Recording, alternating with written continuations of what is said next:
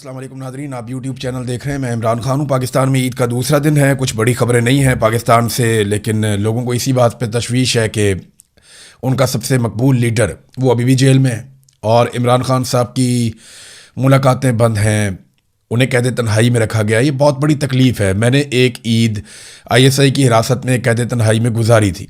वो बहुत तकलीफ़ होती है। उस वक्त आपको याद आता है कि आप कैसे ईद पे कुर्बानी करते हैं, कैसे आप दोस्त अहबाब हैं उन्हें आप मिलते हैं, बहुत सारा कुछ, पूरी ज़िंदगी का मंजर आपकी आंखों के सामने से गुजर जाता है। लेकिन इमरान खान साहब एक बहुत बड़े मकसद के लिए इस वक्त जेल में हैं और वो इन चीज़ों से बहुत आगे अपने आप को निकाल चुके हैं। लेकिन उनका दुश्मन, उनका मुखालिफ, वो इन चीज़ों से आगे नहीं निकला। वो छोटी छोटी तकलीफ़ें देकर ये समझता है कि वो इमरान खान को तोड़ लेगा। देखिए, हर आदमी की एक लिमिट होती है। बहुत मुमकिन है कल को कोई ऐसी डेवलपमेंट आए कि हम सब हैरान हो जाएं, लेकिन बज़ाहिर जो दिखाई देता है, इमरान खान जितनी मार खा चुका है, इसके बाद तो टूटना उसका बनता ही नहीं है। जिन हालात से इमरान खान गुजर चुका है, अब तो सिर्फ इतना है कि इमरान खान फेस सेविंग दे दे, और वो भी इस नौयत की कि ठीक है, तुम लोग पीछे हटो, अपनी बैरकों में वापस जाओ, मैं तुम्हें रास्ता बना कर देता हूँ। इससे ज़्यादा तो इमरान खान कुछ नहीं कर सकता। अब इमरान खान ये तो नहीं कर सकता कि आसिम मुनीर पाकिस्तान में हुकूमत करे और अर्दली तब्दील हो जाए, कि शहबाज शरीफ की जगह दूसरा अर्दली या तीसरा अर्दली, या इमरान खान का आदमी या इमरान खान खुद। ये अब इमरान खान से नहीं होगा, वो ये कर नहीं पाएगा, ये उसकी शख्सियत नहीं है। बहरहाल इमरान खान साहब, ये वाकई तकलीफदेह है कि वो कैद तन्हाई में है ईद के दिन, उनकी फैमिली के लिए, उनके अपने लोगों के लिए जिनके साथ उन्होंने अपनी पूरी ज़िंदगी गुजारी है, या खुद इमरान खान के लिए। ये बहुत तकलीफदेह चीज़ है। अब नाज़रीन आ जाएं बैनुल-अक़वामी खबरों पर। तो सबसे पहले तो जो बड़ी खबर है वो ये है कि ईरान ने अब जवाबी कार्रवाई की है अमरीकी अड्डे पे। अमेरिका ने 2 मरतबा और बाज़ रिपोर्टों के मुताबिक 3 मरतबा ईरान की जो बंदर अब्बास का इलाका है, बंदरगाह वहाँ पे अटैक किया, जिसे जनूबी ईरान भी कहते हैं। ईरान ने बार बार वार्निंग दी और उसके बाद फिर ईरान ने एक जवाबी हमला किया है। ईरान का जवाबी हमला कुवैत में किया गया। ईरान ने दावा किया कि कुवैत में वो अमरीकी बेस है जिसे इस्तेमाल किया गया ईरान पर अटैक के लिए, या बंदर अब्बास के इलाके में अटैक के लिए। तो हमने वापस अटैक उसी बेस के ऊपर किया है। अलैहिस्सलाम वहाँ पे एक एयर बेस है, ज़्यादा इम्कानात ये है कि शायद उसके ऊपर ईरान ने कोशिश किया अटैक करने की। अमेरिका का मौक़िफ़ कुछ और है, ईरान का मौक़िफ़ कुछ और है। ईरान ने कहा जी हमने जो हमला किया वो कामयाब हुआ और उसमें हमने नुकसान पहुँचाया, जबकि अमेरिका का मौक़िफ़ ये है कि हमने ईरान को नुकसान पहुँचाया और ईरान की जानिब से 1 मिसाइल और 5 ड्रोन जो दागे गए उन सबको फ़िज़ा में तबाह कर दिया गया। ये सेंटकॉम का ये मौक़िफ़ आया। अब हकीकत क्या है, ये पहले भी अमेरिका अपना नुकसान छुपाता था और ईरान जो है वो भी अपना नुकसान कम करके बताता था, और अमेरिका ईरान का नुकसान ज़्यादा करके बताता था, और ईरान जो है वो अमेरिकी नुकसान के ऊपर भी सबूत देता था। तो अब मामला ये है कि आने वाले दिनों में पता चल जाएगा कि कुवैत में अमेरिका को नुकसान हुआ या नहीं हुआ। लेकिन ईरान ने बड़े लंबे टाइम के बाद, लगभग 2 महीनों के बाद, वापस एक जवाबी कार्रवाई की है जंगबंदी के बाद। और ये जवाबी कार्रवाई जो है इसमें इजाफा हो सकता है, क्योंकि ईरान ने एक स्टेटमेंट भी यहाँ पे जारी किया है और ईरानी क़यादत ने एक आला सतही मीटिंग के बाद ये बाकायदा ऐलान जारी किया है कि अगर अमेरिका ने दोबारा हमला किया जनूबी ईरान पर तो फौरन शदीद रद्द-ए-अमल आएगा। इसका मैकेनिज्म बना लिया गया है। देखिए, इसको आप समझें कि ईरान ने होल्ड कर लिया था अपनी पूरी फोर्सेस को और उन्हें ये आगाह कर दिया था कि कोई भी हमला करने से पहले इजाज़त लेनी पड़ेगी।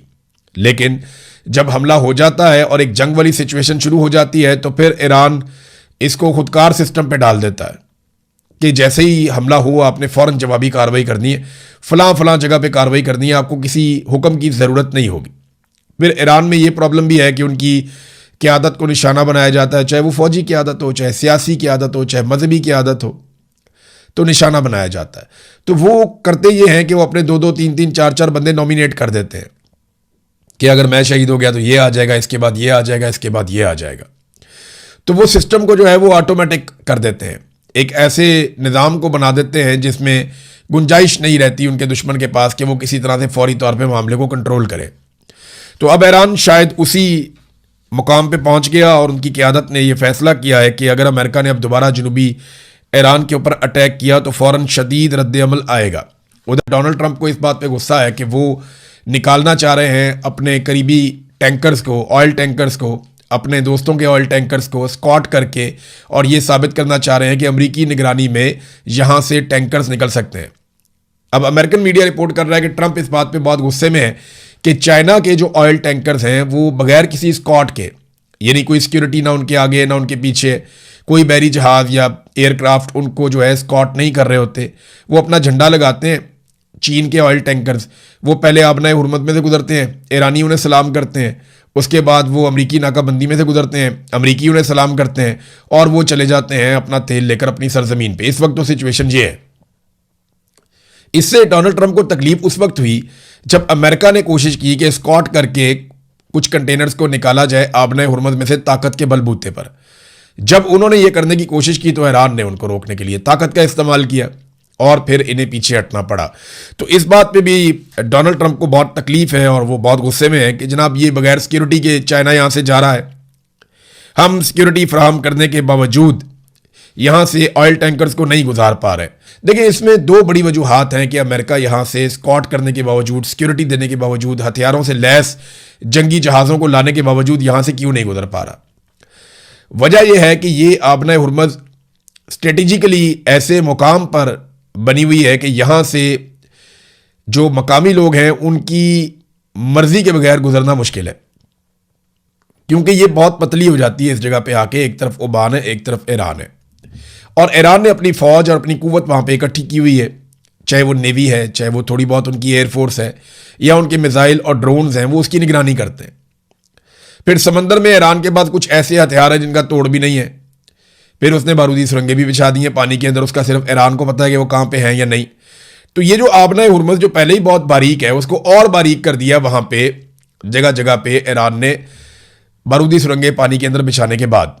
तो अब एक बिल्कुल पतली सी एक राहदारी है जहाँ से गुजरना होता है बहरी जहाज़ों ने, जो ईरान ने रास्ता दिया हुआ है। अब वहाँ आप बड़े आराम से फायरिंग कर सकते हैं, शेलिंग कर सकते हैं, इवन मार्टर फायर कर सकते हैं। तो अमेरिका के लिए बहुत मुश्किल है कि ऐसे टैंकर्स को वहां से लेकर चले जाएं जिनके अंदर तेल भरा हुआ है, क्योंकि वो तो पहले ही खतरे में होते हैं और ईरान वहां पे हथियार लेकर बैठा हुआ है। तो नंबर एक, जो स्ट्रेटेजिकली जिस जगह पे ये आबना हुरमुज़ है, ये ईरान के लिए एक ऐसा पॉइंट है जहां पे उसकी बालादस्ती है, और अमेरिका के लिए एक ऐसा पॉइंट है जहां पे वो वीक है। दूसरा, अमेरिका जो और अमेरिकन फौजी जो है वो हज़ारों मील दूर से आए हुए हैं, जबकि ईरानी फौजी यहीं पर रहने वाले हैं, मकामी हैं। उन्हें हथियारों की सप्लाई भी बड़े आराम से हो जाती है, उन्हें नए फौजी भी बड़े आराम से मिल जाते हैं, उन्होंने पीछे बहुत दूर जाना भी नहीं है, उन्हें रेस्क्यू भी बड़े आराम से किया जा सकता है, उनके अस्पताल भी करीब है। तो बहुत सारी चीज़ें जिनमें ईरान को एज हासिल है, अमेरिका को नहीं है।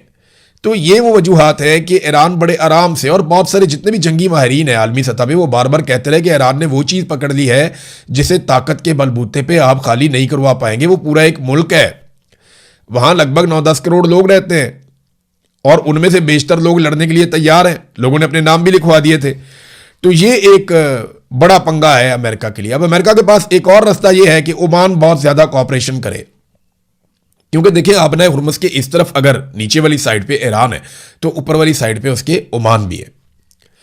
ओमान को डोनाल्ड ट्रंप ने धमकी लगा दी, अल्फाज बड़े नामुनासिब हैं, तो अरब ममालिक को वैसे इसका नोटिस लेना चाहिए। काबीना का इजलास हो रहा था, वहां पे डोनाल्ड ट्रंप ने जो अल्फाज इस्तेमाल किए वो ये है कि अगर आबना हुरमुज़ के मामले पर वो सही रवैया नहीं अपनाते तो उसे हम तबाह कर देंगे, ओमान को। ओमान के बारे में उन्होंने कहा। हालांकि ओमान अमेरिका का इत्तहादी है, लेकिन ओमान ने अक्लमंदी ये की कि उसने बगैर मंतक के लड़ी जाने वाली इस लड़ाई का हिस्सा बनना ज़रूरी नहीं समझा। उसको लगा ये गैर ज़रूरी लड़ाई है, वो इसका हिस्सा नहीं बना, और उसने अमेरिका को वो फैसिलिटीज़ नहीं दी जो कुछ और ममालिक ने दे दी। उन्होंने उसके नताइज भी भुगते। तो ओमान क्योंकि बहुत करीब है ईरान के, उसे बहुत नुकसान हो सकता था, तो उसने अपने आप को बचाया इस सारी गैर ज़रूरी लड़ाई से।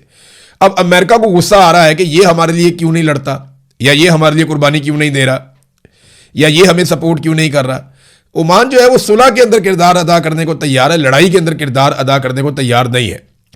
अमेरिका ये चाहता है कि ओमान अब फैसिलिटेट करे और वो ये कहे अमेरिका को कि जनाब ये वाली आपने हुरमुज़ का हिस्सा मेरा है, आप आएँ और आकर इसको खुलवाएं, और वहाँ पे अमेरिकी फौजें इकट्ठी करें।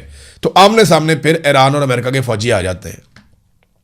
लेकिन ओमान इस लड़ाई से लगातार गुरेज करता चला आ रहा है, वो इससे बचना चाहता है, जबकि अमेरिका ये समझता है कि ओमान को हमारा साथ देना चाहिए। अरब ममालिक के लिए यहाँ पे एक चीज़ सीखने के लिए है कि जब भी आप कभी अमेरिकी मफाद के सामने आ जाएंगे ना, तो अमेरिकन बहुत गुस्से में आ जाएंगे। डोनाल्ड ट्रंप ने जैसे धमकी लगाई कल को, ये धमकी वो सऊदी अरब को लगा सकता है, ये धमकी वो किसी और मुल्क को लगा सकता है, जैसे कि अभी बहुत ज़्यादा दबाव बढ़ता चला जा रहा है सऊदी अरब के ऊपर कि वो अब्राहम अकॉर्ड में शमूलियत इख्तियार करे। देखिए, यूएई और बहरीन के बाद अब ट्रंप की नज़रें पूरी तरह सऊदी अरब और कतर के ऊपर है। कतर ऑफिशियली तो तस्लीम नहीं करता इसराइल को, लेकिन उसमें लचक बहुत ज़्यादा है। कतर के लिए उतना मसला नहीं होगा। सऊदी अरब ये चाहता है कि वो अगर इसराइल को कभी तस्लीम करे तो वो आखिरी मुल्क हो जो इसराइल को तस्लीम करे, मगर उन पर दबाव है और दबाव बहुत ज़्यादा उन पर कि वो इसराइल को तस्लीम कर दें। वो आखिरी मुल्क बनना चाहते हैं। अब देखिए, अगर वो पहले तस्लीम कर देंगे तो उनकी जो कायदाना हैसियत है उसे नुकसान पहुंच जाएगा। अब वो जानते हैं कि उनके पास दो रास्ते हैं, या तो वो अमेरिका की बात माने, अमेरिका को खुश रखें, अमेरिका की सारी बातें मानने के बाद एंड में अमेरिका ने फिर आपको ये कहना है कि आप अब्राहम अकॉर्ड के ऊपर दस्तखत करें और इसराइल को तस्लीम करें। दूसरा रास्ता यह है कि अपना कोई इलाकाई इत्तेहाद कायम कर लें, और इसका माहौल वैसे बना हुआ है। आप देखें ना कि अमेरिका बहुत दूर से आया, हज़ारों मील दूर से, और अमेरिका और यूरोप पहले जैसे इत्तेहादी रहे नहीं, और मिडल ईस्ट जो है वो सेंटर में है। मिडल ईस्ट से ऊपर की तरफ आप जाएं तो पूरा का पूरा यूरोप है, जिससे मिडल ईस्ट के अच्छे ताल्लुकात हैं अरब ममालिक के, खासतौर पर सऊदी अरब के। इसके एक तरफ तुर्की है, तुर्की से नीचे आ जाए ईरान है, ईरान के साथ पाकिस्तान है, आगे चाइना है, इंडिया के साथ भी इनके अरब ममालिक के अच्छे ताल्लुकात हैं, ईरान से ऊपर रशिया है। तो ये रीजन के अंदर इतने ताकतवर ममालिक, अगर यहाँ पे एक इत्तेहाद बन जाता है तो मिडल ईस्ट अपने आप को बहुत महफूज महसूस करेगा। और अफ्रीकी ममालिक जो है वो अमली तौर पर इस वक्त अमेरिका से ज़्यादा चाइना के मरहूने मिन्नत है। उसकी वजह यह है कि चाइना उनकी इकोनॉमी में एक रोल प्ले करता है, अमेरिका उतना बड़ा रोल प्ले नहीं करता। माजी में बहुत बड़ा रोल प्ले करता था यूरोप, और फिर अमेरिका का भी बड़ा इन्फ्लुएंस बन गया था। लेकिन इस वक्त जो सबसे बड़ा रोल प्ले कर रहा है अफ्रीकी ममालिक की इकोनॉमी के अंदर, जो सबसे ज़्यादा इन्फ्लुएंस है जिसका, वो चाइना का है। चाइना ने सबको पैसा दिया हुआ है और वो अमेरिका से ज़्यादा मुतहर्रिक है। अब सऊदी अरब के बाद दो रास्ते हैं, या तो वो एक मुकामी इत्तेहाद कायम करें, या वो अमेरिका को खुश करते करते करते करते उस लेवल तक पहुंच जाएं जहां पे उन्हें अमेरिका की हर बात माननी पड़ेगी। नाज़रीन, इसराइल ऐसा लगता है कि वो जंगबंदी से ज़्यादा खुश नहीं है। वो लड़ाई को लगातार भड़काने की कोशिश कर रहे हैं। लबनान पर उन्होंने खौफनाक हमले किए हैं। रोज़ाना की बुनियाद पर दर्जनों शहरी लबनान में शहीद हो रहे हैं, और बड़ी खौफनाक बमबारी इसराइल इस वक्त भी लबनान के ऊपर कर रहा है। और इस बमबारी के नतीजे में ईरान के अंदर भी फ्रस्ट्रेशन बढ़ती चली जा रही है। दूसरी जानिब एक और खबर आई है, उनको आप इसके साथ जोड़ेंगे ना तो अमेरिका पे आपको महसूस होगा दबाव बढ़ रहा है। दबाव ईरान पे भी बढ़ रहा है। ईरान पे इसलिए बढ़ रहा है कि ईरान के अंदर हालात ख़राब हो रहे हैं, मुश्किलात पैदा हो रही हैं, उनकी इकोनॉमी की मुश्किलात पैदा हो रही हैं। मुआहदा ईरान को भी चाहिए, लेकिन ईरानियों की जो है ना पसली बड़ी मोटी है। ईरानी इतने आराम से मुआहदा, यानी इस तरह का मुआहदा नहीं करेंगे जिसको सरेंडर कहा जा सके। हाँ, ईरान कुछ ना कुछ फेस सेविंग ज़रूर डोनाल्ड ट्रंप को दे देंगे, लेकिन वो अपने लिए कुछ ऐसा हासिल ज़रूर करेंगे जिससे उनकी कौम का फ़ायदा हो जाए, या ये तासुर ना बने कि वो जंग हार गए हैं। वो तारीख में भी जंग नहीं हारना चाहते, क्योंकि तारीख ईरान की बड़ी शानदार रही है माजी में भी। अब एक और मुसीबत ये बन गई है कि रूस ने जब हमले तेज़ कर दिए कीव के ऊपर, यानी यूक्रेन पे, रशिया ने बहुत खौफनाक अटैक शुरू कर दिए। और ये अटैक शुरू होते हैं जब प्यूटन दौरा करते हैं चीन का, प्यूटन वापस जाते हैं, और उसके बाद मैं ये नहीं कह रहा कि चाइना ने कहा, लेकिन उसके फ़ौरन बाद आप देखें यूक्रेन के ऊपर रशिया के हमले बहुत तेज़ हो गए। अब यूक्रेन का जो सदर है ज़ेलेंस्की, उसने एक खत लिखा डोनाल्ड ट्रंप को, और उसने कहा जी जितने हो सकते हैं आप हमें गोला बारूद फराहम करें, हमें हथियारों की ज़रूरत है और बहुत सारे हथियार चाहिए रूस का मुकाबला करने के लिए। उन्होंने अपनी डिमांड डाल दी है। यहाँ अमेरिका और इसराइल पहले ही बहुत सारे हथियार फूंक चुके हैं। अरब ममालिक ने भी इतने सारे इंटरसेप्टर्स चला दिए, इतने सारे मिसाइल चला दिए। अमेरिका ने जो अपने क्रूज मिसाइल है उनका एक बड़ा ज़खीरा जो है वो चला दिया। अब दोबारा अमेरिका ने ऑर्डर दिए हैं हथियार बनाने वाली कंपनीज को कि अमेरिका के हथियार पूरे किए जाएं। तो अमेरिकन तो अपने हथियार पूरे करना चाह रहे हैं जितने उन्होंने चला दिए ईरान के खिलाफ। अब वो किस तरीके से रशिया के खिलाफ चलाने के लिए यूक्रेन को हथियार देंगे। और देखें, इस वक्त हथियार देने का मतलब ये है कि आप एक मरतबा फिर रूस को नाराज़ करने जा रहे हैं। तो ये बड़ी अजीबोगरीब सिचुएशन इस वक्त दुनिया की बन गई है। हम इस पर नज़र रखेंगे। ईद का दिन है, खबरें बहुत ज़्यादा नहीं हैं अब तक के लिए। इतना ही। अपना ख्याल रखिएगा, अपने इस चैनल का भी। अल्लाह हाफ़िज़।